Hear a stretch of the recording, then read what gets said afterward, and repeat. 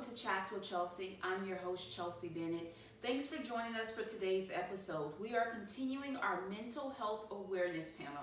Three incredible women have been sharing their journey and their experiences, and today we continue with the power of therapy. Plus, they'll answer the question, do they feel crazy? Have they ever felt crazy? Let's tune in. Do you still sometimes feel that you're crazy or call yourself crazy in your mind? So I wanted to address that. Not so much myself, but I really struggle with, I feel like a lot of times, at least for myself, the anxiety and then the passive depression manifests as other things, frustration, impatience, and even anger. And then we get labeled as the angry Black woman. And so I just want to say on the record, we are not angry. We are in a season and on a journey to healing. And sometimes, most times, anger is a symptom of something else. And so I know for myself, I don't think I'm crazy. I don't think I've ever been crazy. Right. I think I have been misunderstood by myself and by others. Yes. I think I have been undiagnosed. I think I have been untreated. Like any illness, if it's untreated, it will spread. And I think that has happened into my romantic relationships, into some of my platonic, girlfriend sisterhoods, and even within my family. It has spread, and we've needed an antibiotic, which has been God, prayer, forgiveness, grace, and therapy. And many of us, and that's one of the things about the guy that I'm currently dating. That was one of the things. He was like, let's see somebody, let's talk, let's talk to somebody, and I'm so grateful that he's even open, to that. And as I was listening to you talk about your fiance and just the things, it's like, I watch this, I would do that. I'm in school, and most times it's really overwhelming, because I have a baby, and so I have to work when she sleeps. So I'm up all night till like 4 or 5 in the morning writing papers, because there is no researching and writing papers when you have a 20-month-old running around the house and wants to be engaged. And so, he'll bring his computer or not over, and he will stay up with me all night, having to work. I'm a full-time entrepreneur now, but he has work the next day, and he will come and, I know he's tired, but he's like, I'm in this with you. I'm up. And he'll, every now and again, he'll say, I'm so proud of you. You're doing a great job. He's yawning and dozing. He's like, I'm so proud of you. You're doing a great job. And it's just those things. Having someone willing to stick it out, to stay in there with you, even, moments where I have not shown up as my best self for him, I've had to go back and make that right, because he's worthy. He's shown himself to be worthy of my best self. And I want to be that for myself, for my children, and for him. Very nice. You encourage all of that. Yes. So, if there was advice that you could give, we talked about men, we talked about how those closest to you reacted. If you knew then what you know now, what would you tell the men in your life, those closest to you, to better help you on your journey?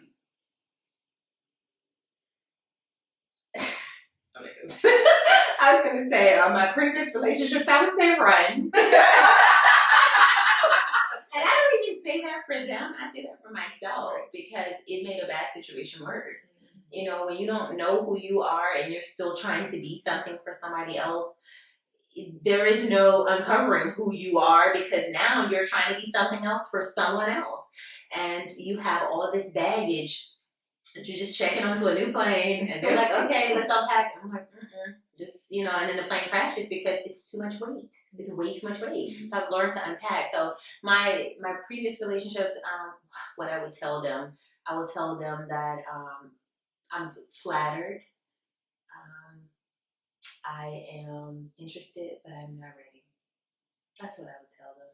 I don't know that I would give them any advice to help me, because it was a journey. It was something that I had to do for myself, not necessarily by myself, because I had a village. But the work I had to do. Yes. And I wanted somebody to just love me through it. I was like, just love me, I can be. And it's like, no, I had to love me. Right. And so the only advice I would give them is that I'm not ready. That's it. So leave. Yeah, I'm with you, Q. I don't know that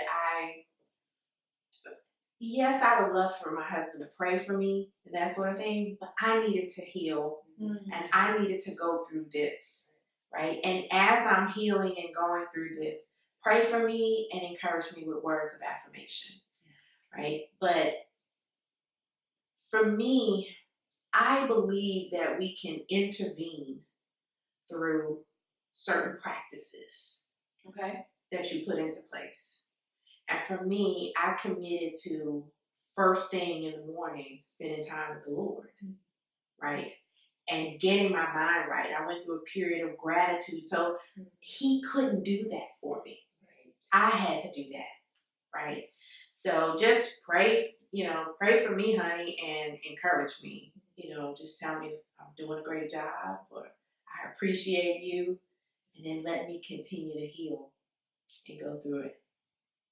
One more thing for you. Yeah. I'm sorry, I feel like I'm talking a lot, but you just triggered something in me. Because another thing was, I was in a broken state, and so that's what I attracted.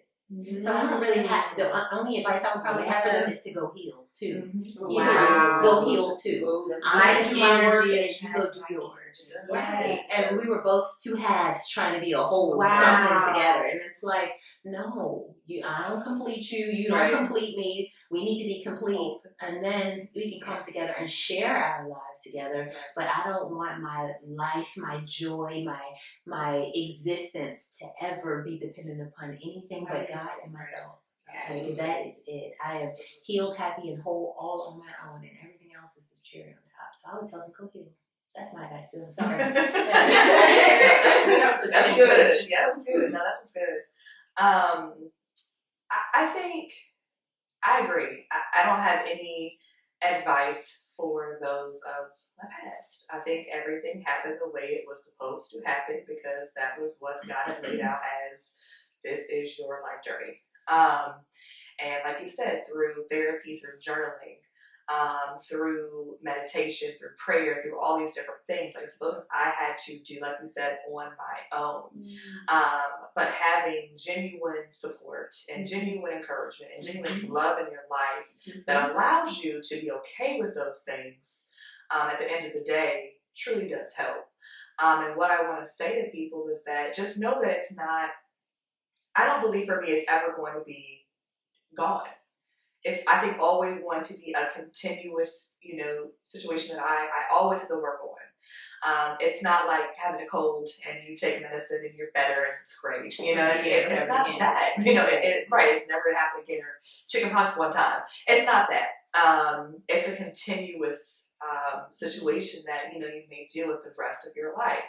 And so I just want people to understand that there are going to be those days that are just, it's almost like I backslid, going back to where I was 2 years ago. That might happen, but it's not going to be forever. It's not going to be as long as it was the first time, because I have tools now. I've been taught things. I have resources. I have tools. And I'm in a better place. Even though I might, take a step back and have a bad day or a bad week, I'm still better than where I was when this all first started. That's right. So please don't think that because of a bad day or a bad situation that I'm going to crumble.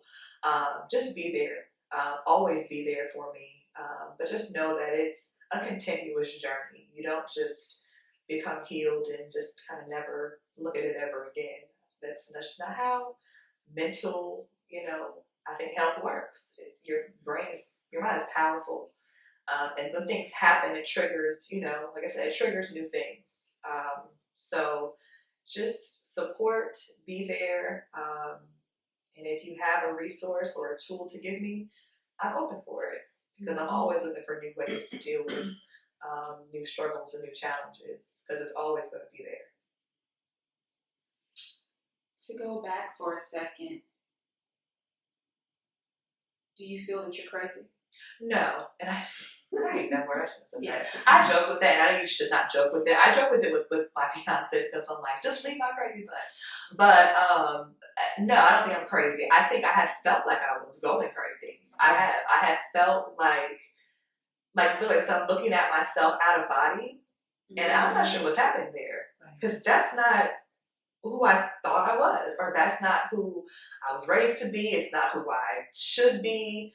It's not who my friends think I am. It's not who my parents think I am. It's not who work thinks I am. No one would know that was Brittany on the floor in my apartment before I went to work an hour later.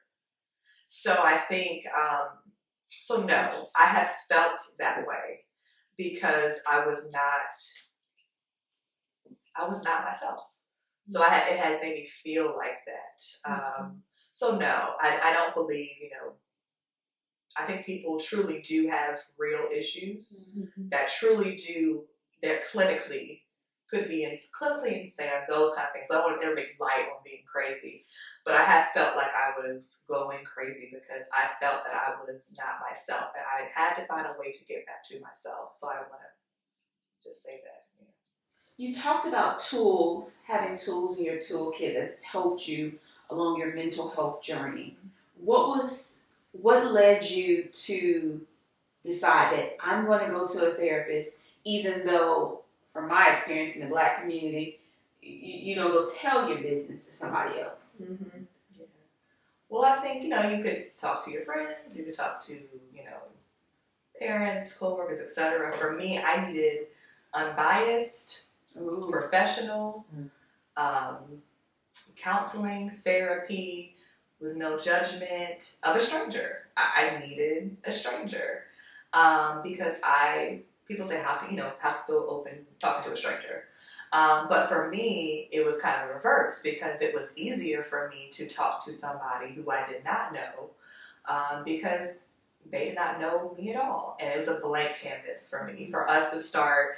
You're meeting where I am, which I appreciate, and we're starting from scratch. And for me, I was fortunate to find a good therapist on the first try. It's like dating, right? It's like trying to find the right person that fits the right, fits all your things that you're looking for, checks all the right boxes.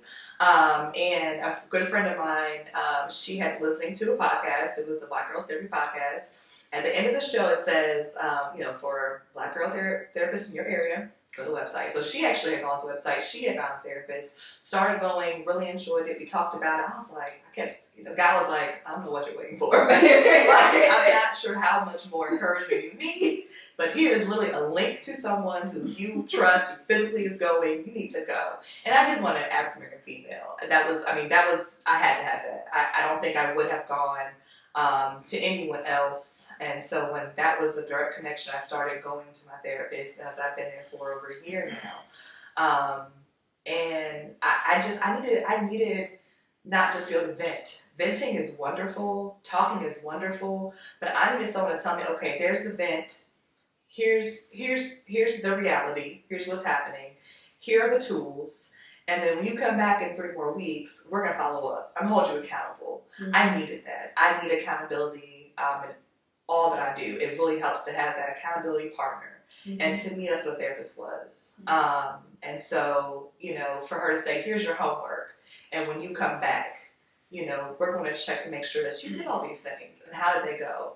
So I need that guidance, that outline to kind of just put me back together, and to really dive into things that I did not want to talk about with my friends. Even my best girlfriends who I love. It's funny to sharing. We visited one of our friends in New York about a year or so ago, and we all were like, okay, what's going on in our lives, and let's all do powwow and our jammies that night, our college friends, and all the good stuff came out first. Oh, this is great, and my job is wonderful, and this and this and this, and then I forgot who started it, but the tears got to going, and all 4 of us were in that room at the end of the night just crying because we were all dealing with so much of the same stuff, and we weren't talking about it. Mm-hmm. Mm-hmm. And we were just like, what's wrong with us? Like, why can't, we're so close. We love each other. We love each other. Why are we not, when we call each other or getting together, doing this more often? Because we could have helped each other 6 months ago. Mm-hmm. You know, we could save some money on therapy, quite honestly. You know, but yeah, that's why I decided that, you know, yes, it's great to have support and family and friends, but I needed somebody who was literally trained and professional to help me out with what I was going through. Why a Black woman? I just needed that relatability. Kind of, you had mentioned that that person couldn't relate to you. Because I had gotten a couple people saying, you know, here's a recommendation, here's a therapist. I knew they weren't African American women, and I just kind of said, no, thanks, but, you know, I just kind of kept and, you know, I just said thank you. But yeah, it wasn't until that person, and I didn't know she was going to be a fit, you know, so I was very fortunate to find somebody. I've had friends who have tried out, you know, different people, and they found the right person, or they haven't yet. But I just, in my heart, knew that at the baseline, I wanted an African American woman to be in my corner, and it's worked out so far. For me, I have not spent a lot of time with a therapist. And each time that I have been with a therapist is because something happened. Okay. So after I committed suicide, attempted. Yes, thank God I'm still here. Yes, you were here. After I attempted, I had to go to the therapist. I don't even remember that experience. So it didn't really do anything for me. So I wasn't quick to go to a therapist. However, there was another time in my career where I was, things were happening to me, and I couldn't take it anymore. So it's that same story and that same theme, right? Feeling less than, feeling like I'm not treated well, and needing, like, I can't take it anymore. Now I have kids, I can't kill myself, so I need to go get some help. And so I went to my EAP for Employee Assistance Program, and, you know, was able to take some time off. Then I came back, okay, ready to go. Here I go, put the big girl pants on again. And then again, in this past, 5 years, I got to a point where stuff is happening to me again, and I need some help figuring out why I keep having a repeat of things. Like, something must be wrong with me, so let me go see if somebody can really dig deep. And I was just disappointed. It was really frustrating trying to find a therapist in the first place. You call, you use your company resources to assign you. They give you this list of people, and you call. You don't really know who to choose. Right. And I didn't have time to date. I don't know how to date. I've been married 15 years. I do not know how to date. I don't have time. And so I moved on. And I was like, I figure God will fix it. Because that's what my mom, God will fix it. That's all you need, right? So needless to say, I didn't stay with that therapist long. However, I sent my children, a couple of my kids, to therapy. And one of them was like, I'm not opening up this as a stranger. I don't want to talk about it to a stranger. I'm not going to open up. And so it was almost like a waste of time. Because once again, it was a therapist that couldn't relate. So I haven't had this amazing success with therapists. However, I still believe in therapy. And I believe that people should get it and find it. I didn't feel like I was so extreme and severe that I needed to stay in it to find a therapist. However, who knows? I might still need to go and talk to somebody about stuff, that I might, especially as an entrepreneur now, I'm seeing some stuff. In fact, I didn't know I had an issue with my biological father not being in my life until the end of last year, actually this year. Wow. And so there's some things that have come up this year that I'm like, I probably need to deal with this because that was a feeling of rejection. And so then I'm like, ooh, maybe what they're doing, I'm feeling the rejection, right? So I think I'm all for therapy. It's just finding that right one is my challenge. Cute. Finding a therapist for me is definitely like my dating life. You've been going off and on for years. Yes, a very long time. Oh my god. Look, she's honest. That's amazing. Look, she's honest. I'm not gonna do that. That's exactly what I was saying. Yes, that's exactly what I was saying. And go on with your transparency. It's been rough. Yes, it was rough.